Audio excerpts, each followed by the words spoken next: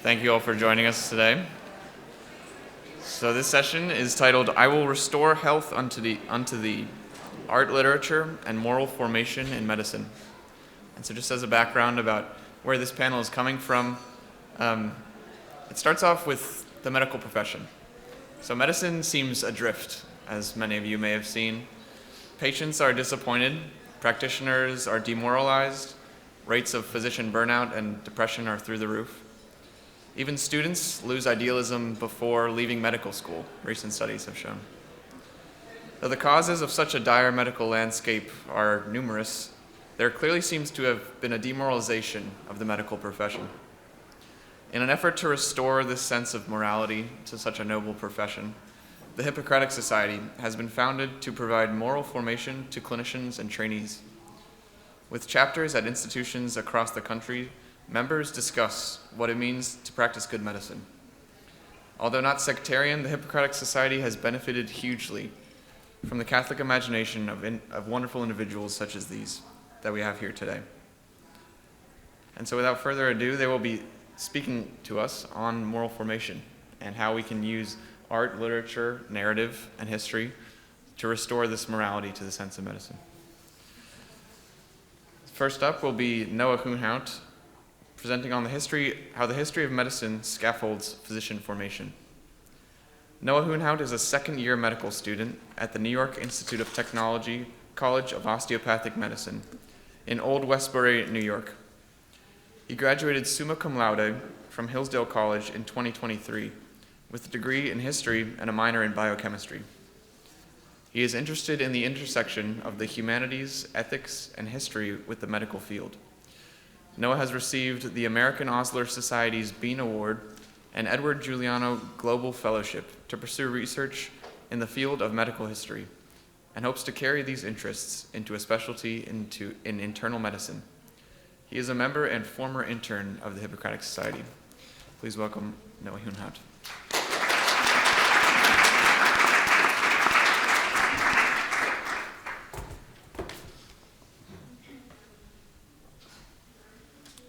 Thank you, Michael.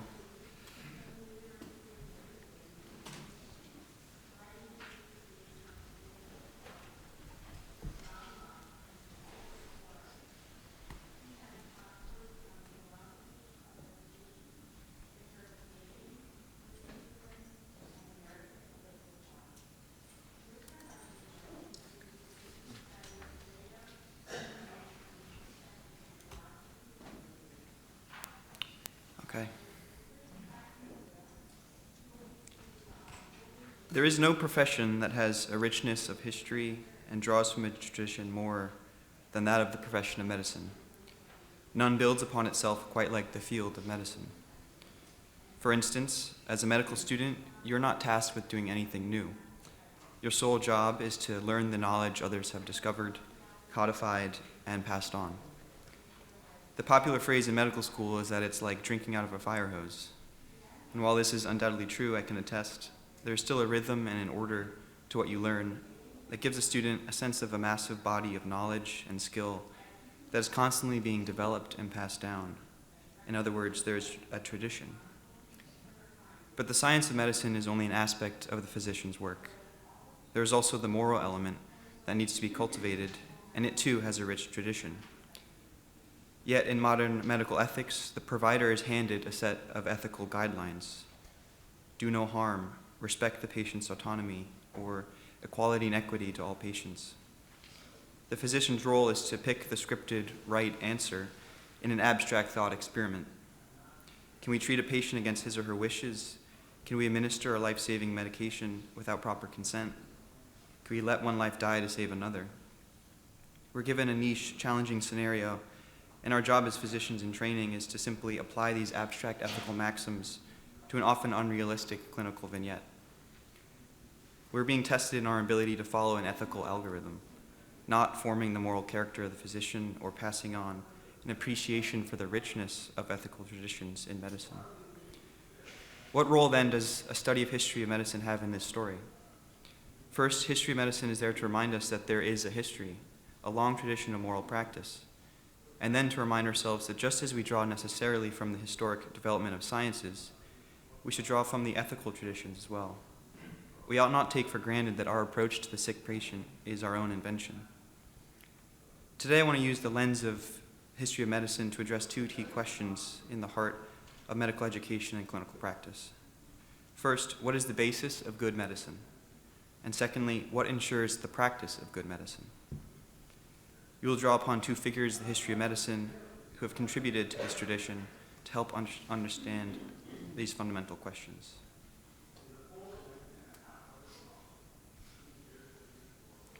Beginning with the Greeks.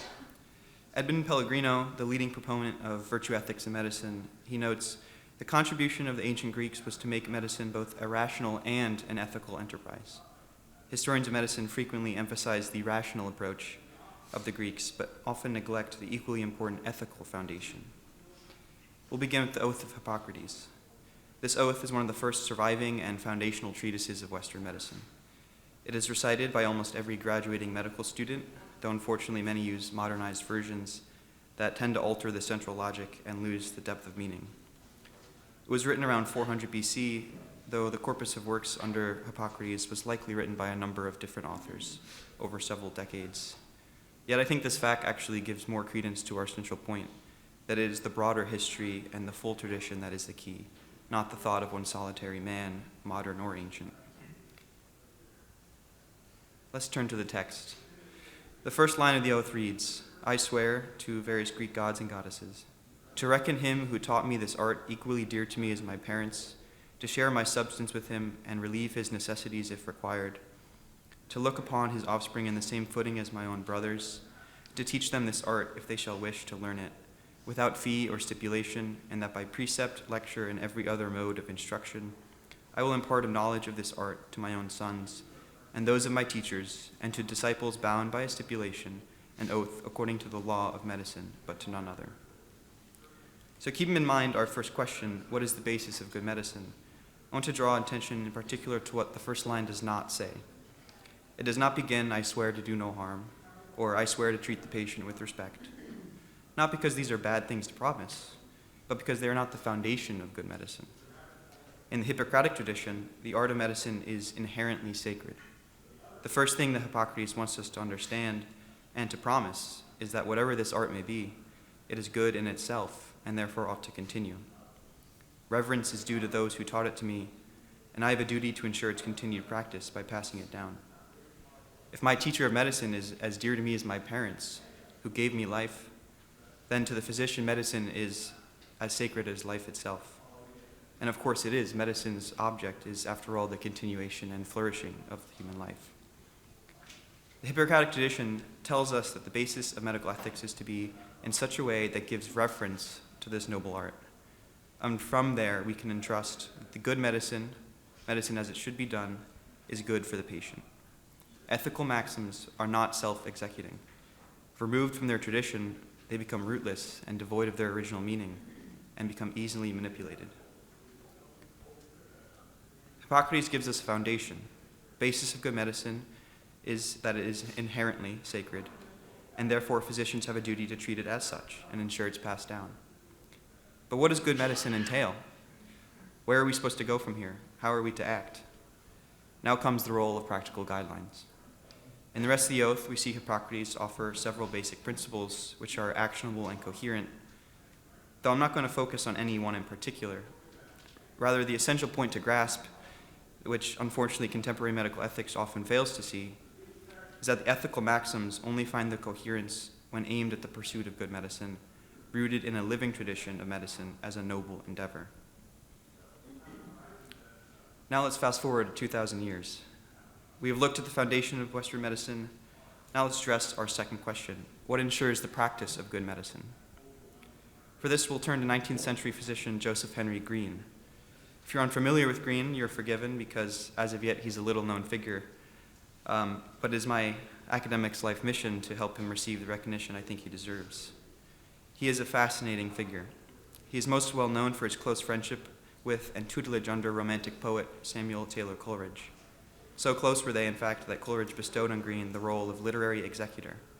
Coleridge entrusted him to catalog his entire corpus of works and to see to it that Coleridge's works are published.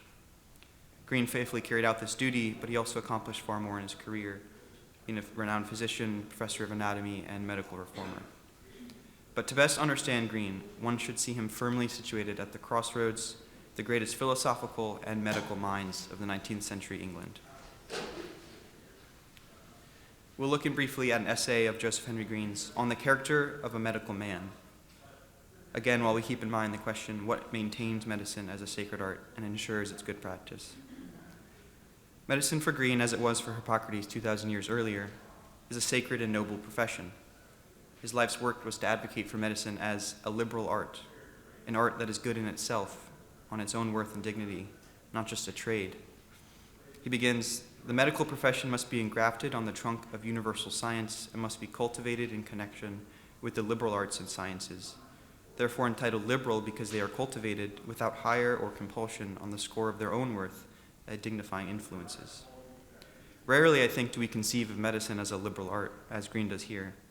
But in thinking of medicine as such, it goes beyond as a service-oriented profession. It's something worth engaging in because it's noble and good, and it offers a much higher ceiling for ethical discussion. And how is the profession to be kept sacred, generation after generation? For Green, by a unified scientific approach, and more importantly, by the good character of the physician.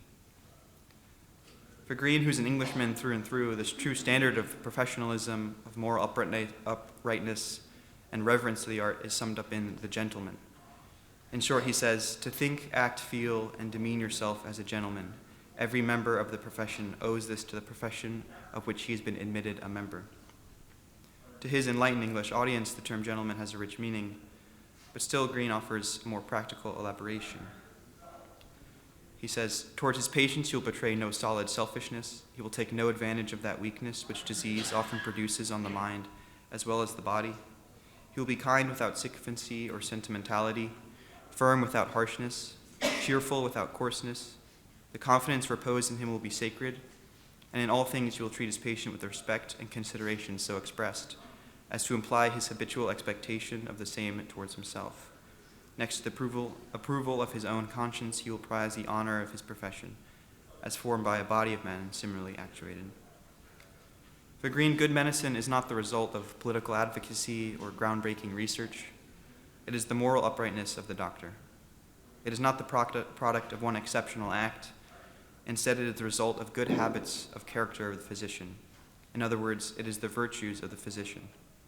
Kindness, integrity, honesty, industry, fortitude, prudence.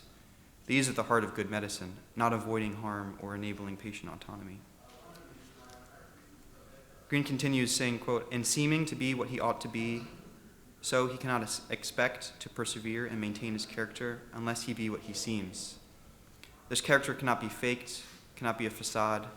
We cannot pretend to have these virtues for some patients when it is in our interest, but fail to maintain it when tired or bored or without immediate profit. This character is only true when it's consistent, habitual, given to all patients, irrespective of their wealth, gender, age, or fame. In sum, Green says, I refer to the moral attainments which are required of him as a man, which concern him in a special degree as a medical man, and the possession of which he cannot fail, as it ought, to have an important influence on his professional success. Notice how Green follows the same logic as the Hippocratic Oath. The profession of medicine must be sacred, and it is the character of the physician that has an essential role in keeping it as such. And from this foundation, we can address the particulars that enable good medicine, the particulars that naturally flow from good character. There are no shortcuts, there are no algorithms. It is old-fashioned, always dependable, good character. Physicians are trained in the hard skills, taking a good history, doing an effective physical exam, communicating our diagnosis. In medical school, residency, and throughout our careers, we are being formed in mind and character, whether the educators or students realize it or not. Inevitably, our habitual dispositions, our attitudes, even our feelings towards the patient are being cemented. If we are unaware of this process taking place, or do not have the ability to properly educate students in this way, we are doing a serious injustice to the profession and its tradition. Thank you.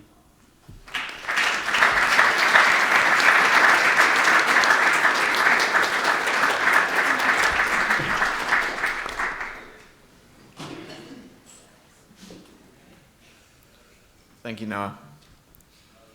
Our next presenter is presenting on how museum-based teaching can support the moral formation of future physicians. Dr. Margaret Chisolm has authored over 100 publications on psychiatric disorders and humanistic medical practice, including the book From Survive to Thrive, Living Your Best Life with Mental Illness. She directs the Johns Hopkins Paul McHugh Program for Human Flourishing, where she uses the arts and humanities to explore the big questions with medical learners. She completed the Harvard Macy Institute Art Museum Health Professions Education Fellowship and is a certified visual thinking strategies facilitator and coach. She's a senior faculty advisor for the Hippocratic Society.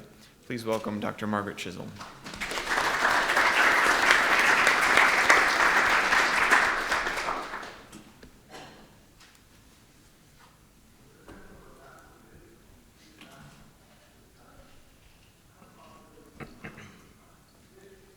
Thank you. This is my first time at this conference, which I've read online is referred to as the Catholic Woodstock. So I'm not quite old enough to have gone to Woodstock, but almost. And I don't know what band was not prepared for the kind of format of Woodstock, but here I am. I'm going to be sharing things that I've done at Hopkins using the museum as a teaching space, so hopefully it'll be of interest to you. So I want to kind of give you the background here on the arts and humanities and medical education, which in 2017, the Association of American Medical Colleges started an initiative called the Fundamental Role of the Arts and Humanities in Medical Education, and this was on the following the National Academies of Science and Engineering and Medicine and the World Health Organization's call for the integration of the arts and humanities into higher education and across all disciplines. So the arts and humanities, we know enhances the teaching and learning of multiple skills and attitudes that are clinically relevant, including attributes like wonder and imagination that are vital to medicine and medical education. In light of this, I'm going to explore how we incorporate the arts and humanities into the training of our physicians or future physicians at Hopkins. So museum-based education is an emerging field, and it's the approach that we've embraced. Museum-based activities incorporate primarily visual arts, but also performing and literary arts, and they're especially effective at fostering the moral imagination needed to practice good medicine. Medicine, we live in a moral universe. Medicine's a moral practice, and I think even at a secular medical school like Hopkins, that's embraced and recognized. So most of my work with students is conducted through the Paul McHugh Program for Human Flourishing, through shared, wonder-filled encounters with the beautiful in the museum. Our health professions learners, and that's from pre-med students to practicing physicians, explore the big questions, specifically what it means to be human, to be a physician, and to lead a good life, not only for ourselves or themselves, but also their patients. So we use the flourishing model from Harvard as the framework for our programs. So this is Tyler Vanderweel's model. So Tyler Vanderweel is a statistician whose area of expertise is studying the causal links, or drawing causal links from large epidemiologic data sets. These are data sets that have been collecting data from the participants for 30, 40, 50 years. And so he's started with what he thought were the kind of universally desired human goods that were ends in themselves, happiness and life satisfaction, mental and physical health, meaning and purpose, character and virtue, and close social relationships. And he took those data sets and he looked at them to see what factors led to those outcomes over the decades. And he noted 4 pathways to flourishing: family, work, education, and religious community.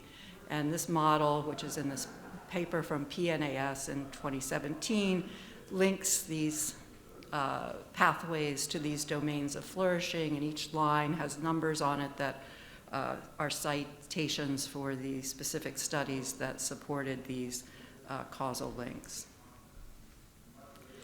So we place a special emphasis in our courses on the domain of character and virtue, and that is one of the unique domains to Tyler Vanderweel's model, because the other flourishing models that do exist haven't really included character and virtue.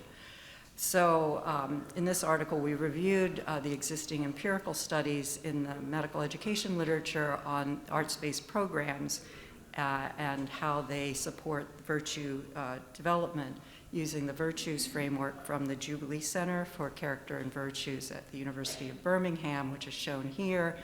Their framework categorizes virtues into 4 types: intellectual, moral, civic, and performance. And then there's discernment of right action that requires the development of these virtues, as well as practical wisdom, which leads to flourishing. And I'm not going to go into detail for the sake of time, but we outline in the paper how the arts has been shown to support the intellectual virtues and moral virtues and civic virtues and performance virtues. So I'm going to dive a little deeper into some of the coursework so you can kind of get an idea of how this works. It had its origins in this fellowship that I did in 2018 to 2019.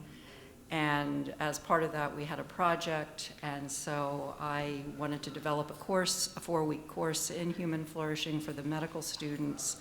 And so I worked with a museum educator at the Baltimore Museum of Art. We piloted 6 2-hour sessions that were supposed to be part of this larger course. The pandemic shut down our pilot sessions in March 2020, but we did get 6 in. We had focus groups and surveys. And the pandemic also offered us an opportunity to take those 6 pilot sessions and adapt them to an online setting. At that time, medical students had no ability to take any coursework at all, and so they were desperate for online courses so that they would continue their education.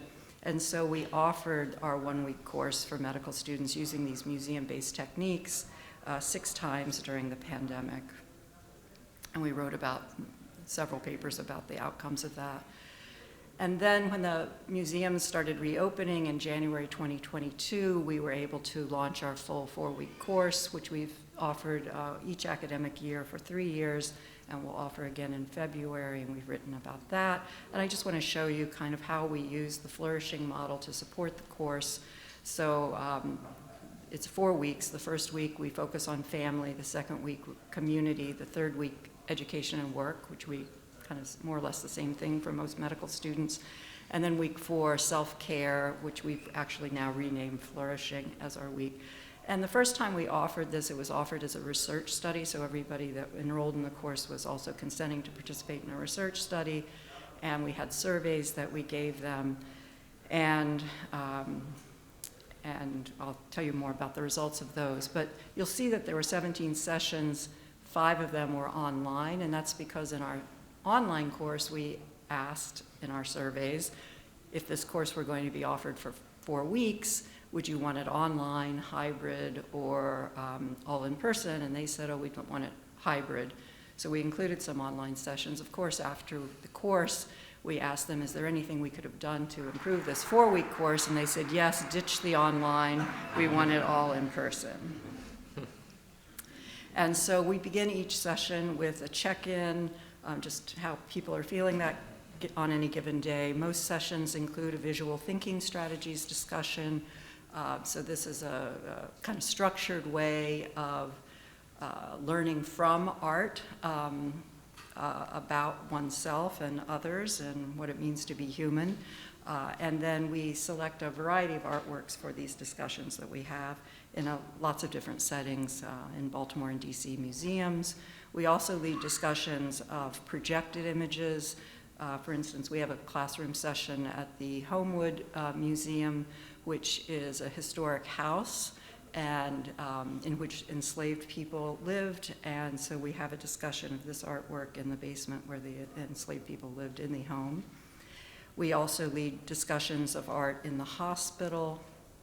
We use the Hopkins Medical Archives. This is a fascinating set of portraits of Helen Taussig, who was a pediatric cardiologist, which has a lot of interesting things come up about how one is portrayed and how one wants to be portrayed. We also have discussions of art in the community. And then we also lead, whoops, did I leave one out? No, I got it. And we also lead non-visual thinking strategies activities in each session of the course. Sometimes we'll do a personal responses tour. You can read more about that in this article. We have back-to-back sketching activity. We create group poems together. We have forest bathing, in which students slowly move through a natural landscape, cultivating a sense of presence. We have a mask making session. And every session after visual thinking strategies and whatever unique other activity we offer, we always then have a guided written reflection to an ambiguous prompt. Like during the family week, we might ask the students to write about a family member that they've never met. And then they discuss what the process was like or what they've written. And we always conclude each session with a live reading of a poem or the playing of a recorded song. So it's a lot of fun, but it's not all fun and games. And I want to share some of the key outcomes of the course, which we've evaluated both quantitatively and qualitatively. And you can read about in more detail here. So we administered surveys prior to the start of our course and after its conclusion. And they included 4 different scales shown here. And the last 3 scales we selected specifically because every US and Canadian medical student completes those scales as part of their matriculating student questionnaire and their graduating student questionnaire. So we knew what the means were for these.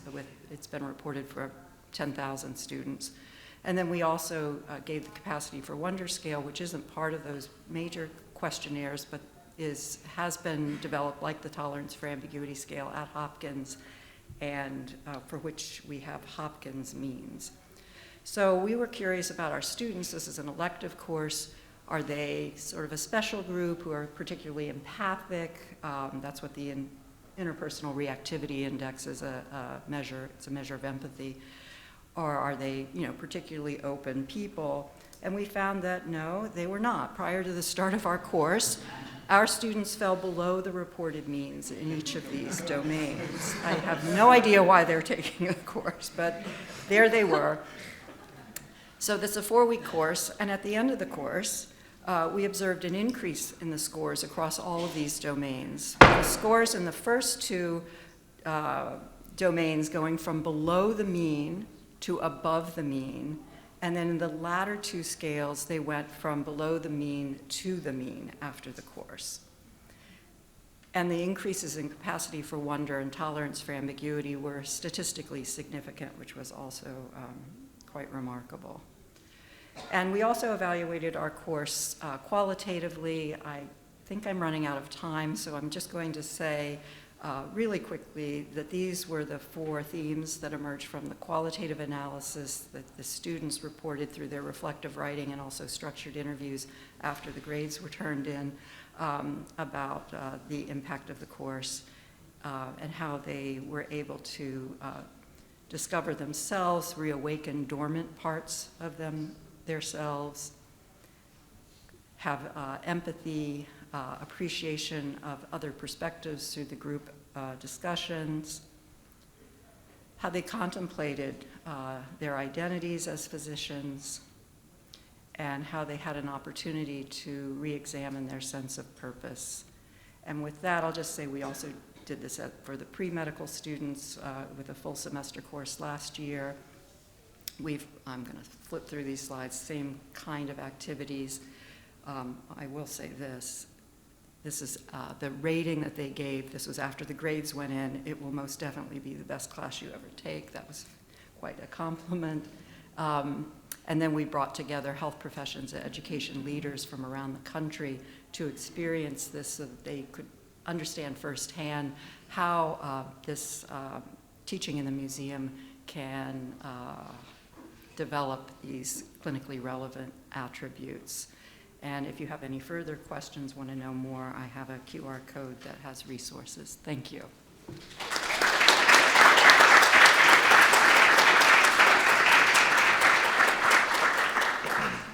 Thank you, Dr. Chisolm. Our next presenter is presenting of Technology and Sacrament, a medical pilgrimage with Walker Percy. Dr. Ethan Schimmoeller is a PGY4 Hospice and Palliative Medicine Fellow, physician at Ohio Health in Columbus, Ohio. He received his medical degree from the University of Cincinnati College of Medicine and an MA in bioethics from the Ohio State University. He recently completed his medical residency with Memorial Family Residency here in South Bend, Indiana, where he served as academic chief resident and was awarded Resident Teacher of the Year. Please welcome Dr. Ethan Schimmoeller.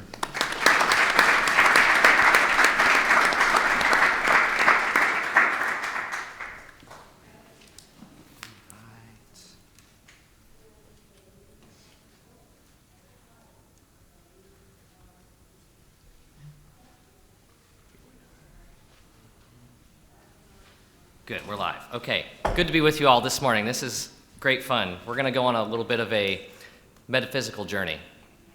Buckle up. So, of Technology and Sacrament, a medical pilgrimage with Walker Percy. Today's technomedicine is lost in the cosmos. We haven't a clue who we are or what medicine is for. We spent the last century pouring faith and boundless funding into medical technology. And all it seems to have given us is a fragmented, impersonal, algorithmic system for managing broken bodies and minds. And not to mention demoralized doctors who vacillate between operating as technocrats or bureaucrats. Where the fathers of the church thought about medicine sacramentally as a sort of analogy for the cure of the soul, presently it lies innervated within the ruins of scientific materialism, grasping for meaning and quasi-Gnostic spirituality. Walker Percy identified this decades ago in his dystopian novel, Love in the Ruins. And I'd like to spend our time ahead following the protagonist from the book, Dr. Thomas More, on a pilgrimage from technology to sacrament. They present two modes through which we can be in medicine. Dr. More represents us physicians and healthcare writ large, our moral maladies and the beginnings of their treatment. In other words, we will explore Walker Percy's map for modern physicians to find their way in the cosmos, showing how literature at its best can challenge our moral sensibilities in medicine. Let me offer a little background on the author. Walker Percy came from a prominent Louisiana family afflicted with melancholy and suicide. In his young adulthood, the likes of H.G. Wells inspired him with a scientific worldview, where placing faith in the empirical sciences ought to solve the problems of mankind. He went on to medical school at Columbia University. However, during his pathology internship, he caught tuberculosis from a corpse. Like Ignatius of Loyola, his forced convalescence led him into books on a quest after the big questions of God and the meaning of life. He spent years wrestling with Hegel, Kierkegaard, Camus, and Sartre, concluding that science could discover every fact of the universe and yet leave the scientist without a clue about how to live at 2 p.m. on a Wednesday afternoon. In other words, he had to look outside science to understand his family's suicidal tendencies and the problems afflicting modern man, prompting his conversion to Catholicism and vocation as a writer as well. Percy merged medicine and writing into what he calls being a literary diagnostician, using the novel to show fault lines running through Western man's soul. What the novelist notices, he says, is not how awful the happenings are, but how peculiar it is that people don't seem to notice how awful the happenings are. In the words of his best friend, his subject was, quote, the human heart in conflict with itself. In contrast to the merely entertaining media we're so accustomed to, Percy's writing demands your active engagement. There's no binge reading Percy. Like Flannery O'Connor, he constantly presents the dark side of human experience, while, like Dostoevsky, suspending judgment in order to force us as readers to judge. He's been described as a gadfly, and he demands us to be discerning, which demands us to have our own hearts and our own consciences on the line when wrestling with his novels. And this brings us to Love in the Ruins.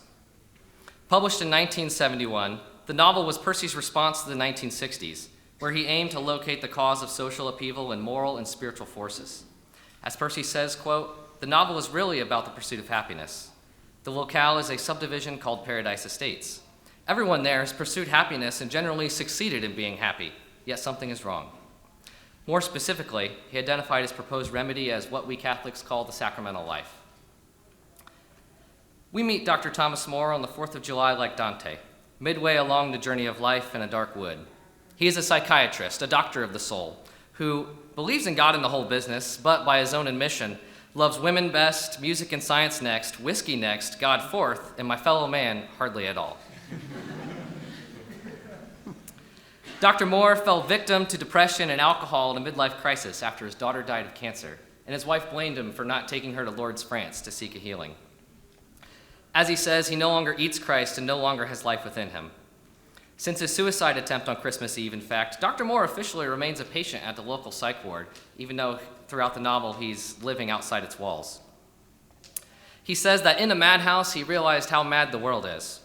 Despite his cycling depression and mania, he is, quote, "a genius nevertheless, who sees into the hidden causes of things, seemingly the only one who notices Virginia Creeper overtaking the streets. All is not well in Paradise Estates, and only Dr. More seems to notice the rampant murders.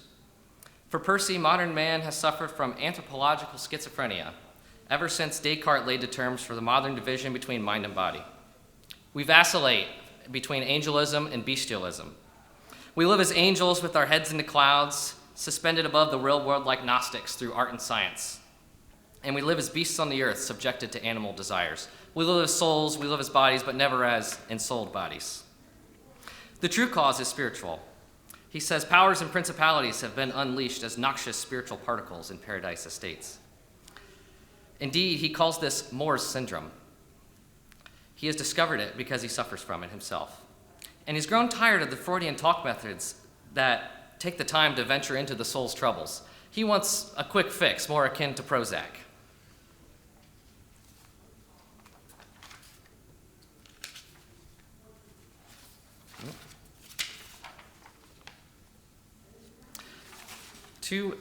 Excuse me, I've got my papers mixed up here. Next to Paradise Estates, there we go, is Fedville, a technocratic complex that includes a hospital, a medical school, a love clinic, and a geriatrics center. Eros and Thanatos, love and death, are major forces throughout the book, as Jessica Hooten Wilson points out. In Fedville, the scientists are all behaviorists who espouse a basically materialist, demoralized worldview that understands people as organisms responding to environments.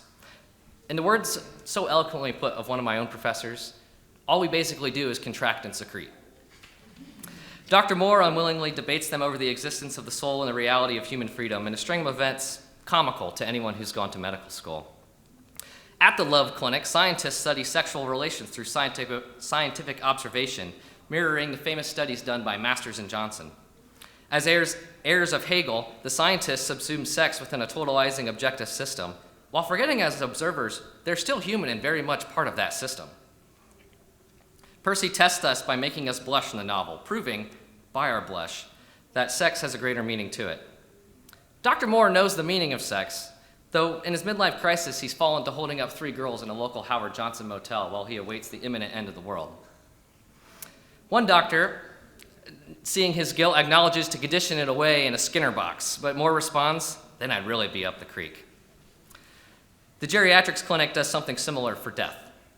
An elderly man is put up for possible euthanasia after unbecoming behavior in his Florida Senior Living Center. He defecates on Flirtation Walk. He curses Ohioans. He digs for the Fountain of Youth in the middle of a putt-putt course. After this, he became mute and appeared unable to walk. The man, however, had been acting strangely simply to demonstrate his freedom, and Dr. More shows the man is mute in order to defy the behaviorists who are trying so hard to manipulate him. Aging and death for the scientists are simply another problem to solve technically. People don't know what to do with death. The euthanasia and rampant murders in Paradise cannot be spoken of. By contrast, St. Thomas More, Dr. More's namesake, was, in Percy's words, most cheerful with brother death in the neighborhood. And it was only after Dr. More's attempted suicide that he began to love life. Dr. More invents a device to heal the sundered soul of Western man that he calls the ontological lapsometer, a stethoscope of the soul. It promises to cure Moore's syndrome by stimulating and inhibiting various layers of the pineal gland, the structure that Descartes and others believed was the locus for the soul, and in so doing would save the world.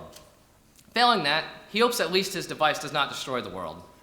Failing that, he hopes at least a scientific article may be published before the end of the world. He observes man is unlike any other animal. Only in man does the self miss itself, fall from itself, hence lapsometer, he says.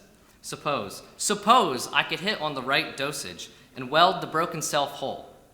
What if man could re-enter paradise, so to speak, and live there both as man and spirit, whole and intact man-spirit, as solid flesh as a speckled trout, a dappled thing, yet aware of itself as a self. Dr. Moore aspires to bring salvation to broken human nature through technology. He aims to cure the right illness, but with the wrong means. Moral and spiritual ailments can only really be treated with moral and spiritual treatments. He will use the device to make people happy, like the Grand Inquisitor, by giving them temporary feelings of happiness, without attending to the causes that lie beneath their unhappiness. Dr. Thomas More falls prey to a scientific utopia, susceptible to St. Thomas More's satirical utopia. In the words of John Desmond, with overweening pride, he hopes to perfect the lapsometer, cure man's ontological flaw, and save civilization, and thereby achieve fame as mankind's savior. This, of course, is the ultimate hubris for medicine, redeeming mankind through technology, regenerating patients as a new creation fit for an earthly kingdom. It should be no surprise that Dr. Moore gets hoodwinked by the devilish Art Immelman in the plot, accepting the false promise of a Nobel Prize as a drunken bribe. The utopian project fails predictably. From the pit of witnessing the damage wrought by his technology, he calls upon St. Thomas More and renames the illness Lucifer syndrome. After 11 years away from the church, the epilogue shows him re-entering paradise himself through the sacraments. It is Christmas Eve, the night on which Christ renewed human nature, and the night on which he attempted suicide 6 years prior. Throughout the book, he had struggled with a lack of guilt attached to his technological pride. Father Smith, in the confessional, though, pricks his conscience with the little way. Meanwhile, forgive me, but there are other things we must think about, like doing our jobs, you being a better doctor, I being a better priest, showing a bit of ordinary kindness to people, particularly our own families. Things which, please forgive me, sometimes seem more important than dwelling on a few middle-aged daydreams. Immediately, Dr. Moore feels ashamed for his sins, receives absolution, and wears sackcloth at midnight mass. Dr. Moore may be a genius, but Father Smith is an apostle, in Kierkegaard's language. The book closes with Moore settled into his new marriage, living humbly in an old slave's quarters, simply tending his own garden, rather than technologically commanding the Garden of Eden.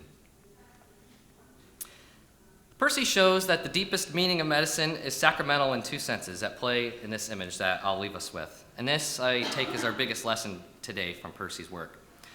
First, medicine is like the garments of skin, worn by Adam and Eve outside paradise. It is a protection given by God to lighten the sufferings that we experience in this life, especially when administered with love. Second, healing of the body is an analogy for the healing of the soul. Medicine is an icon of the tree of life through which we may re-enter paradise. There is a fatal flaw, a lapse, an ontological wound, an illness of the soul in all mankind, living outside our heavenly paradise. And this touches every aspect in how we do medicine and how we encounter healthcare on the patient end as well. Yet an ontological lapsometer, or an AI algorithm for that matter, trying to correct it, can only do so by demoralizing its subjects in the process.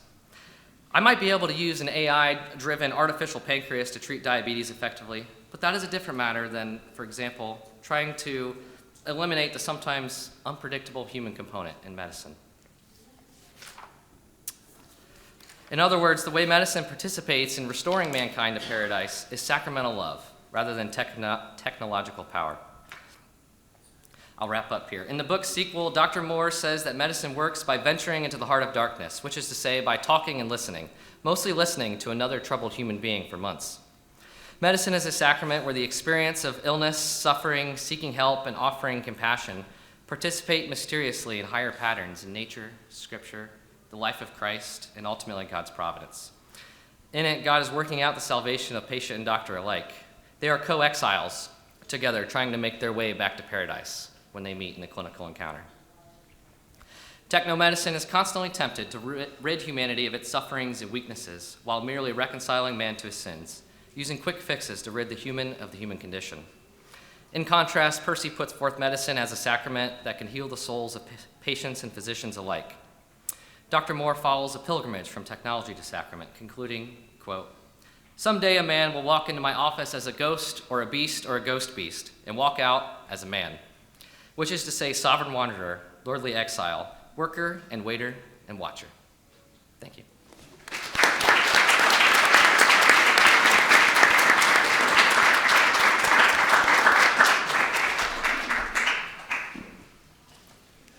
Thank you, Dr. Schimmoeller. Our next presenter is presenting the use of narrative medicine to develop physician virtue.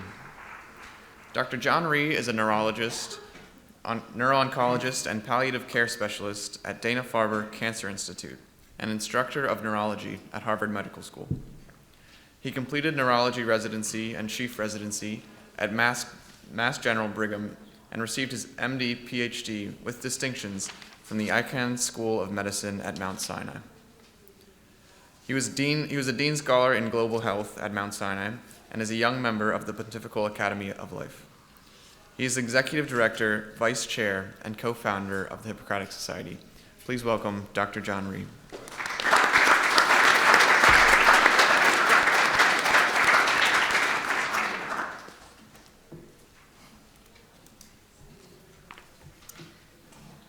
Great. Thank you so much. I'm excited to be here.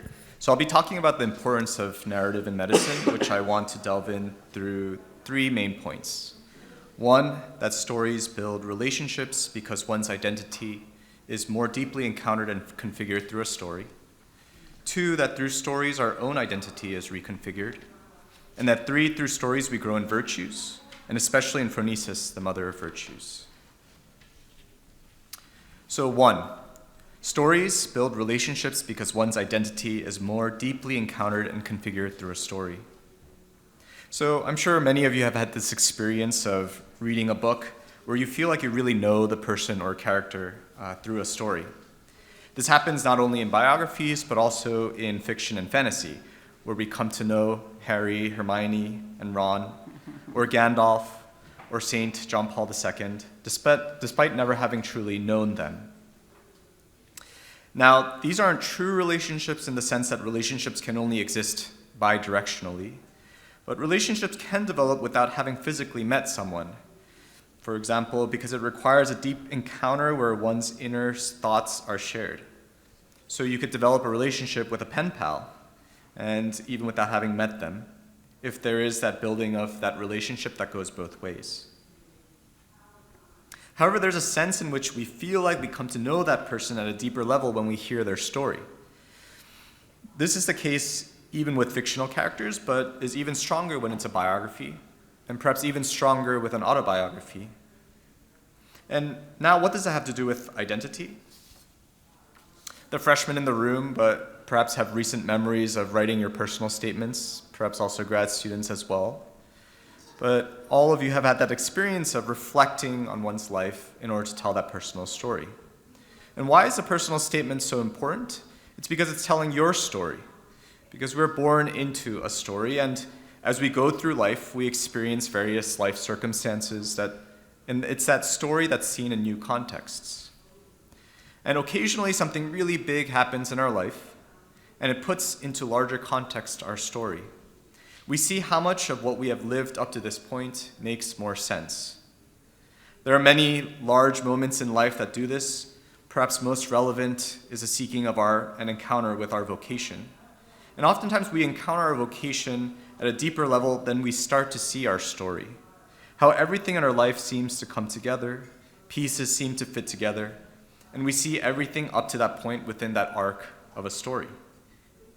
This also happens with the loss of a family member or friend, a crisis at work, a new child. The story continues to get rewritten, and one develops new insights in the context of one's life. And so identity formation happens through understanding and reflecting on one's life story and how that story evolves and forms over time. And that is why Socrates said that the unexamined life is not worth living. In other words, events in our life is not just a series of and then, but rather it's an evolving culmination. And why is this idea that identity is understood through stories so important in medicine? I'll give you an example of a very typical presentation of a recent patient I took care of in the hospital with minor changes in order to preserve his anonymity. But it goes like this. A 37-year-old man, let's call him Ben, had a grade 3 astrocytoma, currently on a clinical trial which includes an immune checkpoint inhibitor, presents to the hospital with left-sided weakness, and in the emergency room has rhythmic jerking of his left arm and face concerning for seizure. He's given Ativan IV 2 milligrams, after which the twitching resolves.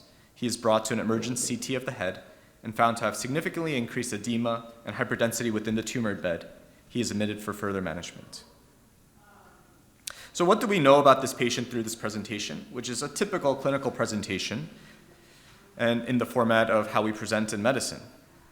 Well, nothing really. What we've come to know in detail is his disease, but not him, and not even how this disease is impacting him.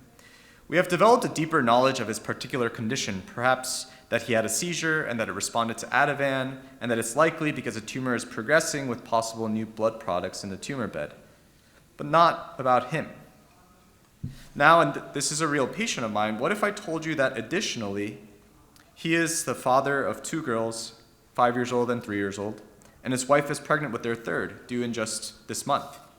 He considers his family the most important thing to him, and he wants to stay alive as long as possible to try to see his daughters grow up and to meet and spend time with his son. His faith is very important to him, and his pastor came to visit him in the hospital already since he had been admitted, praying for him and his wife. He has not been able to work due to the illness, and being unable to drive has made life at home really hard. He feels helpless because he can't drive his daughters to school, guilt because his wife is now his caregiver and also wife, and she is also working a full-time job because he is unable to work.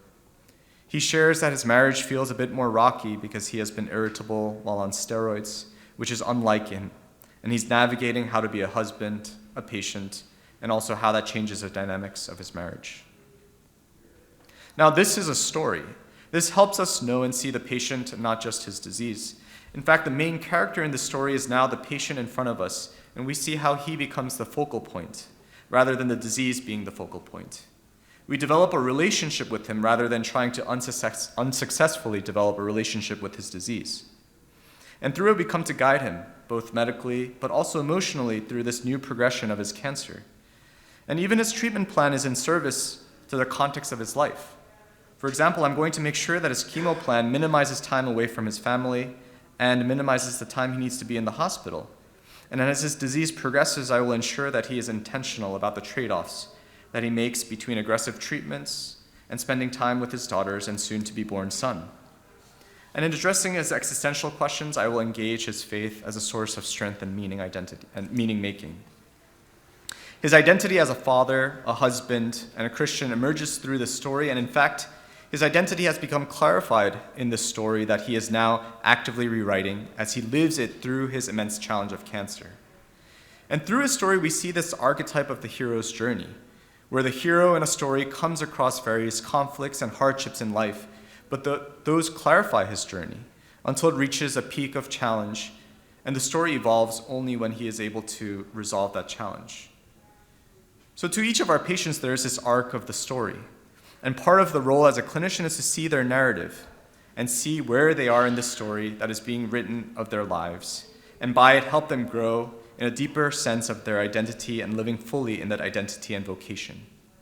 And so stories build relationships because one's identity is more deeply encountered and configured through a story. Now, 2, through other stories, our own identity is reconfigured. So we spoke about how stories help clarify our own identities and the identities of those we care for, our future patients, but now I want to take a step further and argue that our stories actually affects how our stories, or their stories, actually affects how our story is being rewritten as we live it. So Ben's story is not just giving context in which we can be better clinicians by knowing a patient's story, but it also directly affects my own story. Because later that evening, as I was in prayer, it made me reflect on my own family, how aware I was of their needs, what sacrifices I was not making in the context of my current life. Ben's story of his daily, ordinary struggles of overcoming the challenges with his mood and loving his family added a small thread into my own life, interweaving with my story, resulting in a deeper perspective of the context of my own life vocation, and relationships. Paul Ricoeur talks about this idea that narrative, when we are able to enter into the life of another, it changes us in our own understanding of our own lives. It awakens us into new ideals, and including how to be a better friend, student, as well as how we can be a better physician. And we see that through the stories we hear from family or friends that we encounter in life, or through stories of hardships, perhaps even hardships such as drugs or alcohol, but even more generally struggles in relationships or finding one's vocation. We learn from these stories, incorporate them into our own stories, and this process of configuration and reconfiguration, as Ricoeur talks about, happens in our own lives. Even when we read the life of another person, it is not actually the text that transforms us, because as Ricoeur would say, composition is not completed in the text, but rather in the reader, and the possible reconfiguration of the life of that reader. It is when we incorporate in that read story into our own life that our life is then changed. And we can see how entering into the lives of patients also adds to our stories if we build relationships with each of them. If we encounter their stories, and not just their diseases, then every patient can forever change our story in a small or even large way. And that is the privilege of this call to medicine. Now, this could happen for good or for bad, because others' perspectives and stories can also damage us, which is why reading good books is important, and how reading bad philosophies can gravely damage the reconfiguration of our own stories.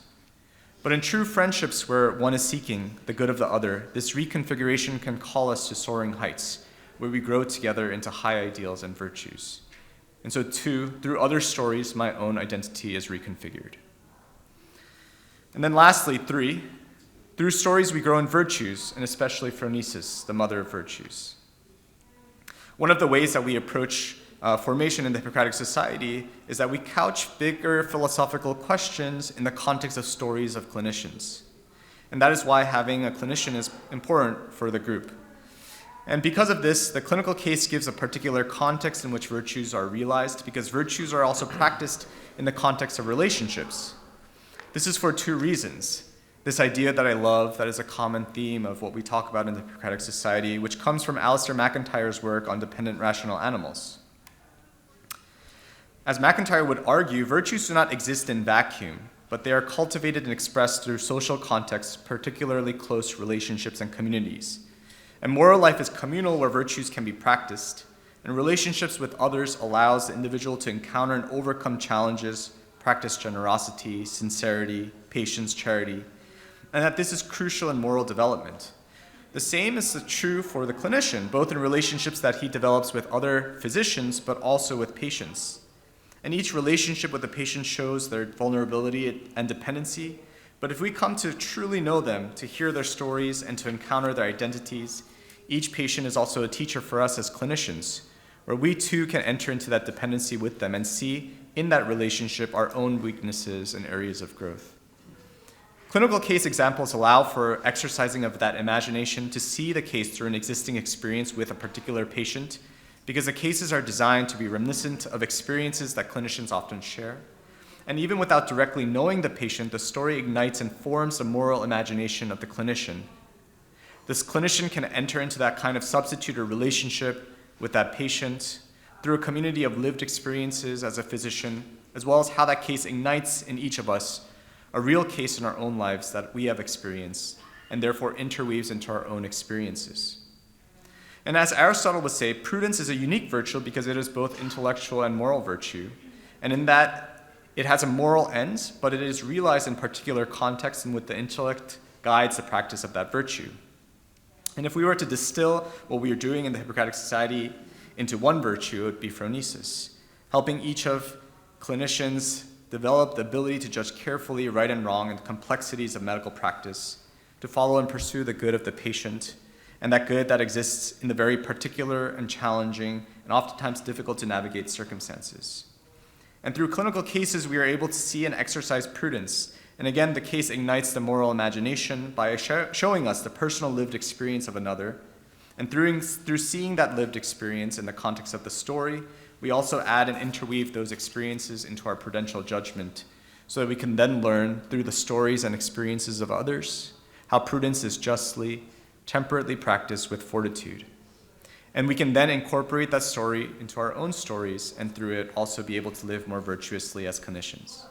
And so 3, in summary, through stories we grow in virtues, and especially in phronesis, the mother of virtues. One final point. The Hippocratic Society is not a religious-based organization, but given we are at Notre Dame and the theme of the conference is on Catholic imagination, I want to end by highlighting a very Catholic theme which is part of narrative and stories. Though we spoke about the fact that relationships need to be bidirectional and therefore in biographies we don't actually develop a relationship, the beauty of the Catholic faith is that in the communion of saints, we can technically actually build a relationship with another person after we read their lives through the communion of saints. I think it's really beautiful that we just celebrated the Feast of All Saints and today All Souls, which is why the Church has always encouraged reading the lives of the saints, and which is why when we read the life of a saint, we feel closer to them, build a relationship where we ask for their help and intercession. It is actually through the stories of the gospel that we come to know Christ and build a relationship with him. And that is why certain saints, St. Teresa of Avila, St. Josemaria Escriva, encouraged active meditation in times of prayer, entering into the story as though you were one of the characters there. And that's how we come to really know and develop a relationship with Christ. In this way, this view of narrative expands our view of how we also develop a relationship with our God, and the fact that he entered a specific point in time so that he can also have a story, the ultimate story of love and sacrifice that is now interweaved with millions and millions of souls, and will continue to do so until the end of time. Thank you.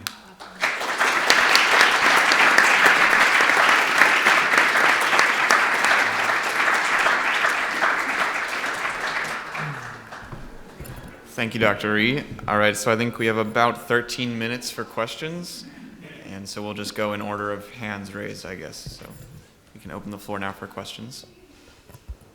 In the back there.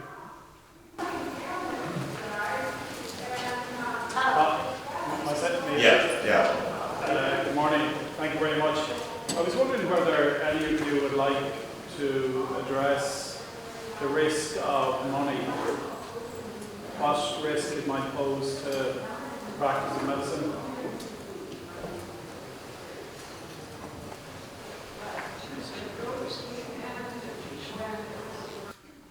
Do you mean the risk for physician greed or the risk that economics ruin medicine writ large?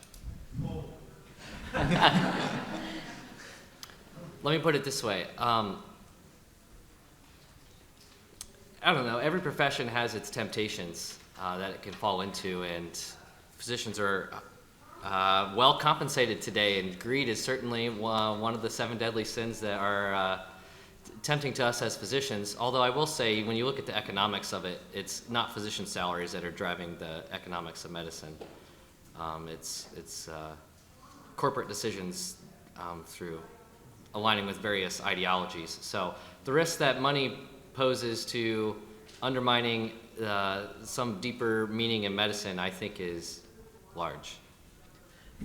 Can I also add that so medical students on average have about $200,000 in debt when they graduate. So, there are some financial realities that they're facing, but I think something even larger, especially in academic medicine, are the idols of wealth, power, honor, and pleasure.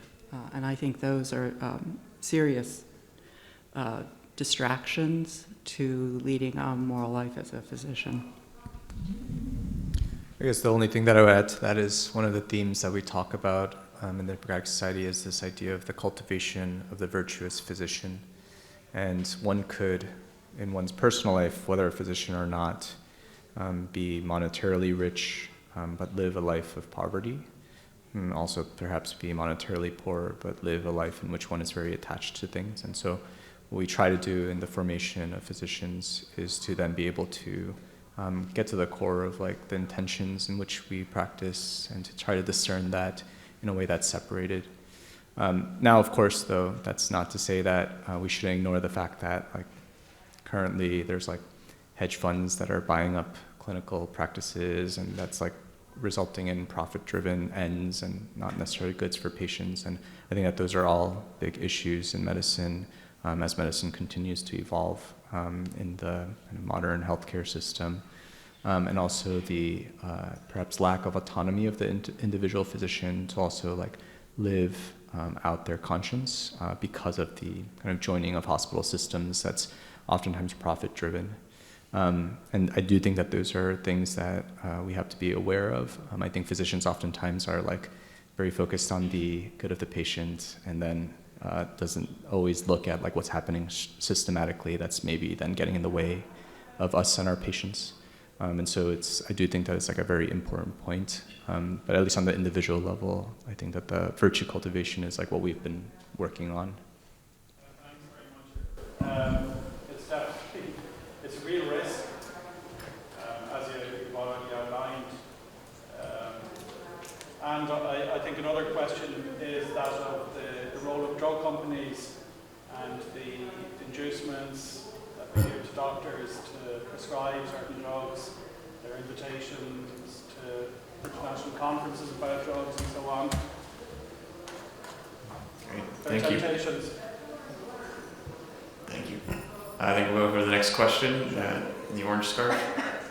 I would be interested in hearing from Dr. Chisolm. Is there particular artists or eras of art or types of art that were particularly impactful for the students? Or how did you go about choosing the particular art that you guys looked at and worked with?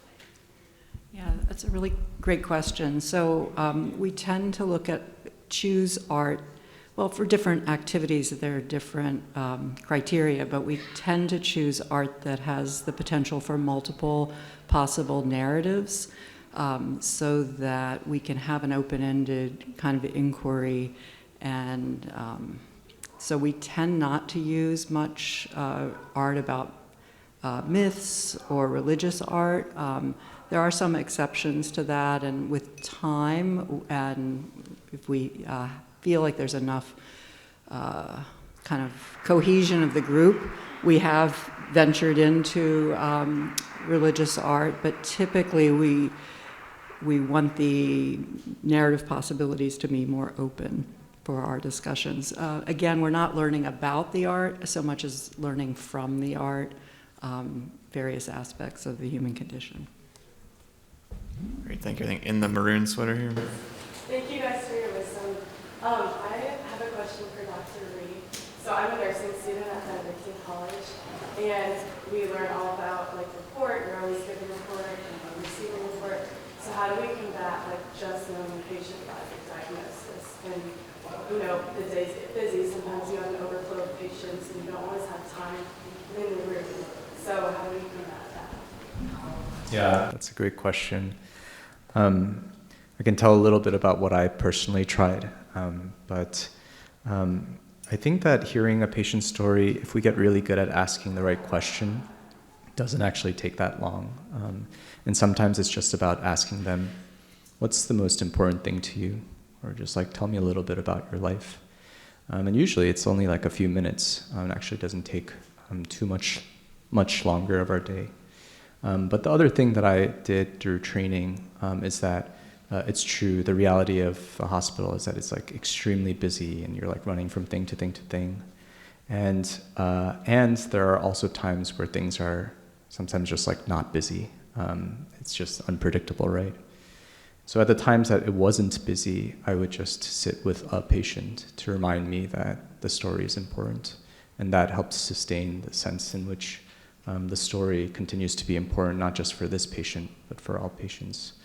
And so I think it's that reminder with that individual patient and making that concerted effort to at least do that periodically where one comes back to the importance of the story that I think is important also for our own like moral development as clinicians. I think here in the first row. So I know recently there's been a couple experiments with attempting to grow organs in labs. And based on our Catholic faith and ethical teachings, where should we stand on that experiment in those terms? It's just like a broad question for me.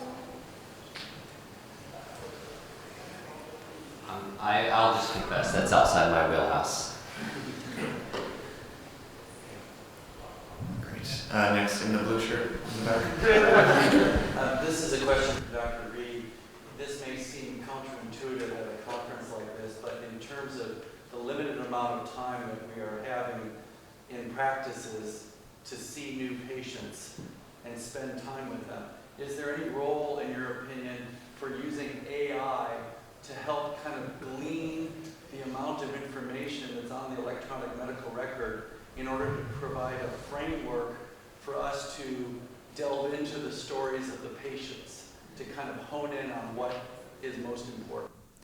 Yeah, it's almost like you're a plant, because that's actually part of my research work that I do separately from the Hippocratic Society, but I do work in large language models in order to both be able to extract symptoms, but also patients' serious illness conversations from the patient chart. And at least what we've been finding is that you are able to, with large language models, extract pretty good summaries of like what's already in the chart. And so if somebody from palliative care already did like a pretty extensive conversation with them, to be able to distill that into something that an oncologist then can read potentially, and then incorporate that into like the approach to the patient. And so those are things that we are studying actually with our group at Dana-Farber. And I think it's like a interesting way in which we are using AI not to like de-skill or like be lazy, but actually to try to improve the care of patients, and to also personalize like how we approach patients, which I think is like the right end of using these new technologies. And also just to say, for the ethics question, we'd be happy to like talk individually, just because it might be like a much bigger question. Yeah. Thank you. I think we have time for just about 2 more questions. Just right here. Yep. First of all, this is a development on Noah Ornwood's paper, but I think somebody else might address this. And I think to be looking at the use of the history of medicine is useful, but what has happened to the model which you're talking about? And I think we need to think about what's happened in the 20th century with the incursion of German reductionism, the Flexner report, which reformed medicine, the heavy emphasis on scientific training to get into medicine, and just examine any textbook which our students are educated on, and what is the image of the human being that emerges from that textbook. And I think that's what's forming so much of this reductionist view of the patient and so forth, and makes it very difficult to introduce holistic views, other kinds of views into that context. And I wonder if any of you would just comment on that point, that I think there's a sort of hidden ideological formation of the physician that is extremely important in understanding what is happening to the image that Noah, in fact, tried to develop. I'll just jump in just to say I couldn't agree more. I think there's something really broken in the way that people are formed early on as secondary school students, pre-medical students. I think there's a lot of opportunities at the pre-medical level to make a difference in how people are thinking, because it's not just, I mean, it's a scientism that's run rampant, where literally we would have meetings with our medical students and say, you know, where does truth come from? And they'd say science, period. Yeah, this is algorithmic thinking, total reductionism. It's a problem, but it starts so many years earlier that I think the intervention has to be earlier. Yeah, I think it's definitely, there's a lot of factors at play. Ultimately, it's sort of becomes from a poor notion of what science is for, and basically seeing in education a distinction between the liberal arts, or a synonym for the humanities, and then distinction with that, and then what science is, the hard sciences. So people basically go one of two routes, down the humanities route or the sciences route, and the vast majority of people in medicine basically stick with science. But what Green is getting at is that it's not a distinction between the liberal arts and sciences, it's the liberal arts and then trades. just learning skills for providing a service. And that's what he's saying. Medicine is not just a trade or provider. It's a liberal art because it's good in itself, and that encompasses the humanities and the sciences as one kind of body of truth. I also just want to speak really briefly to the students who might be pre-meds that I think there's a lot of really poor advising about majors and lines of study. Having been on the admissions committee for several years at Hopkins, I can say that the students that are non-STEM majors really stand out in a good way generally. So I think there's just a poor advising in terms of what you need to be an excellent physician.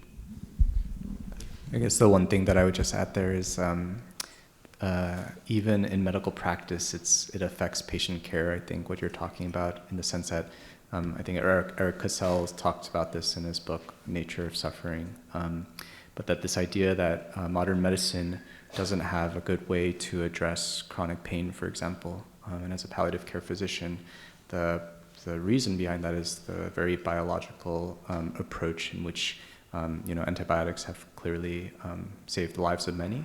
But that we are not open to an approach to medicine that, for example, when I see somebody with like pain and escalating opioids and not sure like what's happening, like why can't I address their pain, actually it comes from emotional or existential pain. And so I think in that way we're actually, the approach that we're taking is also at times harming patients too, without being able to take that holistic view.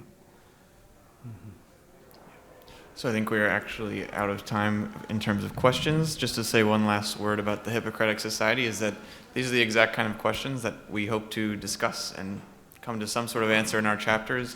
And we're currently growing, and so if anyone at any of your institutions are interested in a Hippocratic Society chapter, please feel free to reach out to any of the people here. And let's give another round of applause for our speakers.